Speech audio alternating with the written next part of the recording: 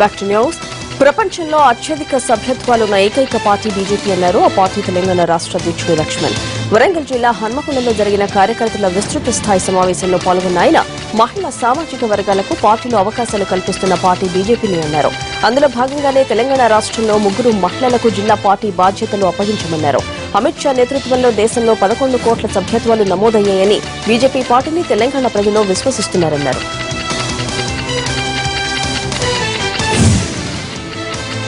నగదు రహిత లావాదేవీల నిర్వహణపై బెజవాడ పోలీసులు అవగాహన కార్యక్రమాన్ని నిర్వహించారు. డిజిటల్ లావాదేవీలను కొనసాగించాలని పిలుపునిస్తూ భారీ బహిరంగ సభను నిర్వహించిన పోలీసులు విద్యార్థులకు పూర్తి స్థాయిలో అవగాహన కల్పించారు. ఇందిరాగాంధీ స్టేడియంలో ఉత్సాహంగా సాగిన ఈ కార్యక్రమంలో సాంస్కృతిక కార్యక్రమాలు, బుర్రకథలతో డిజిటల్ లావాదేవీలు, నగదు రహిత లావాదేవీలపై అవగాహన కల్పించారు. గాయకురాలు సునీతతో పాటు పోలీస్ కమిషనర్ గౌతమ్ సవాంగ్, ఇతర అధికారులు హాజరై నగదు రహిత లావాదేవీలపై విద్యార్థులకు అవగాహన కల్పించారు.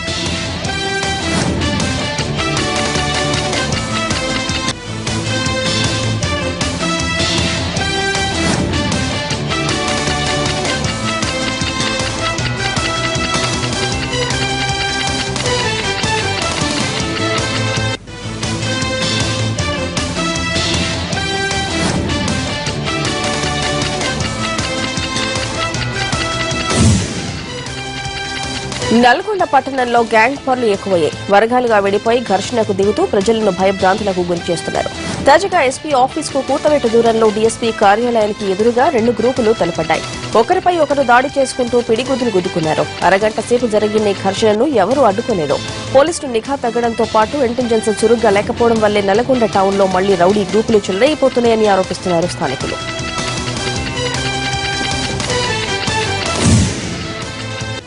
కర్నూలు జిల్లాలో ఓ వ్యక్తిని ఎస్ఐ చితక బాదడం వివాదాస్పదమైంది. మంత్రాలయం మండలం రచ్చమరి గ్రామంలో మేకపిల్ల దొడ్డిలో పడిందని 2 కుటుంబాలు ఘర్షణ పడ్డాయి.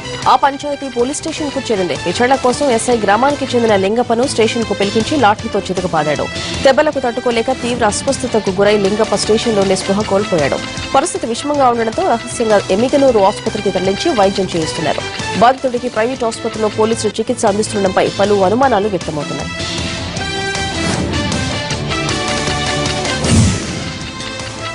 పెద్దపల్లి జిల్లా సుల్తానాబాద్ మండలంలో మానవ హక్కుల సంఘం పేరుతో వసూళ్లకు పాల్పడుతున్న 4 సభ్యుల ముఠాను పోలీసులు అరెస్టు చేశారు.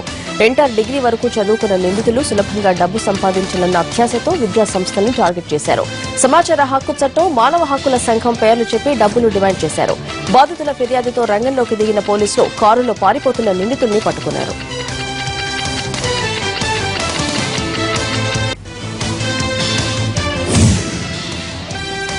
సూర్యాపేట జిల్లా హుజూర్ నగర్ సర్కిల్ పరిధిలో అంతర్జిల్లా దొంగల ముఠాను అరెస్ట్ చేశారు పోలీసులు. పార్కింగ్ లో ఉన్న వాహనాలను కొట్టేస్తున్న 6 దొంగలు వాటిని అమ్మగా వచ్చిన డబ్బుతో జల్సా చేస్తున్నారు.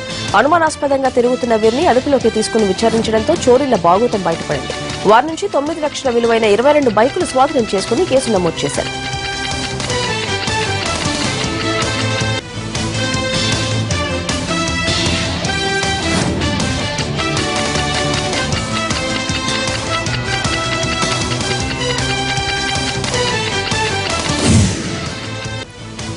ప్రకాశం జిల్లాలో వరుస చోరీలకు పాల్పడుతున్న దొంగల ముఠాలను పోలీసులు అరెస్ట్ చేశారు. వీరి నుంచి 9 లక్షల విలువైన నగదు, బంగారు ఆభరణాలు, బైకులు స్వాధీనం చేసుకున్నారు. ప్రకాశం జిల్లాలో ఇటీవల కాలంలో ఇళ్లలో చోరీలు, బైకులను ఎత్తుకెళ్తున్న దొంగల ముఠాలపై నిఘా పెంచిన పోలీసులు పలు ప్రాంతాల్లో చోరీలకు పాల్పడిన 8 మందిని అరెస్ట్ చేశారు.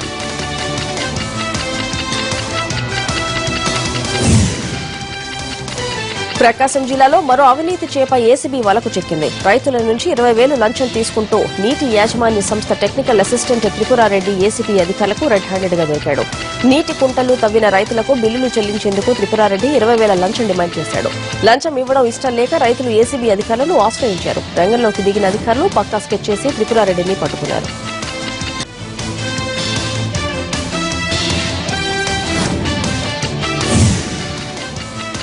విజయనగరం జిల్లా Parvathipuram commercial tax officer C V Narayana Reddy ఇంట్లో ఏసీబీ సోదాలు జరిగాయి. ఆదాయానికి మించి ఆస్తులు ఉన్నాయన్న ఆరోపణలతో ఈ సోదాలు నిర్వహించారు. గతంలో అనంతపురం, కర్నూలు జిల్లాలో సిటీఓగా పనిచేసిన నారాయణ రెడ్డికి 5 కోట్ల అక్రమ ఆస్తులు ఉన్నాయని గుర్తించామన్నారు అధికారులు.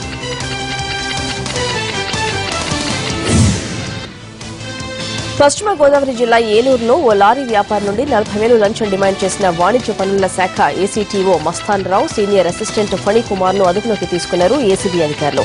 ఈ నెల 14న తౌడు లోడుతో వెళుతున్న 3 లారీలను అడ్డుకున్న అధికారులు తమకు 75,000 రూపాయలు లంచం చెల్లించాలని, లేకుంటే వాహనాలను సీజ్ చేస్తామని బెదిరించారు. బాధితుడు ఏసీబీ అధికారులను ఆశ్రయించడంతో వీరి బండారం బయటపడింది.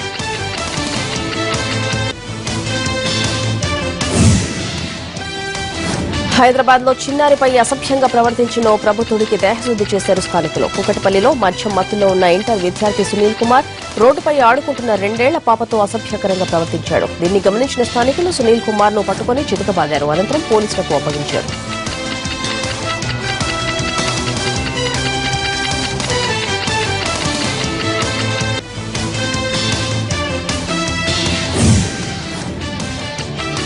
సికింద్రాబాద్ గాంధీ ఆసుపత్రిలో చికిత్స పొందుతున్న సాయి ప్రవళికను పరామర్శించారు పలువురు నేతలు. గాంధీ ఆసుపత్రిలో గురువారం పురుగులతో కూడిన సలైన్ బాటిల్ను ప్రవళికకు ఎక్కించారు. అయితే ఈ విషయం గమనించిన మీడియా సిబ్బంది నిర్లక్ష్యంపై కథనాలను ప్రసారం చేశాయి. దీంతో స్పందించిన అధికార ప్రతిపక్ష నేతలు గాంధీ ఆసుపత్రి బాట పట్టారు. గాంధీ ఆసుపత్రిలో ప్రస్తుతం పాప పరిస్థితి విషమంగా ఉంది. దీంతో వారి కుటుంబ సభ్యులను టీఆర్ఎస్ ఎమ్మెల్యే దయాకర్ రావు, కాంగ్రెస్ నేత శశిధర్ రెడ్డి, బీజేపీ మహిళా నేతలు పరామర్శించారు. పాపకు మెరుగైన చికిత్స అందించాలని వైద్యులకు సూచించారు.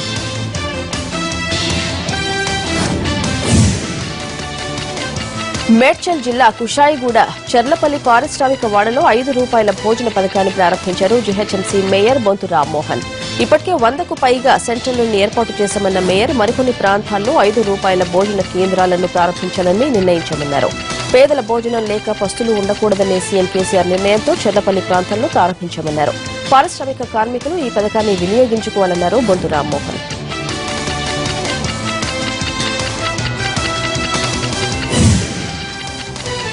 రేపు హైదరాబాద్ నిజాం గ్రౌండ్స్ లో జరిగే తెలంగాణ ముదిరాజ్ మహాసభల్ని విజయవంతం చేయాలని పిలుపునిచ్చారు ఆ సంఘం రాష్ట్ర అధ్యక్షుడు బండ ప్రకాష్. స్వాతంత్ర్యం వచ్చి 7 ఏళ్లు గడుస్తున్న సమస్యలను పరిష్కరించే దిశగా ఏ ప్రభుత్వాలు చర్యలు తీసుకోలేదని ఆరోపించారు. ప్రభుత్వం కొత్తగా బీసీ కమిషన్ ఏర్పాటు చేసిన నేపథ్యంలో ముదిరాజుల సమస్యలను వెంటనే పరిష్కరించే దిశగా ఈ మహాసభను విజయవంతం చేయాలని కోరారు.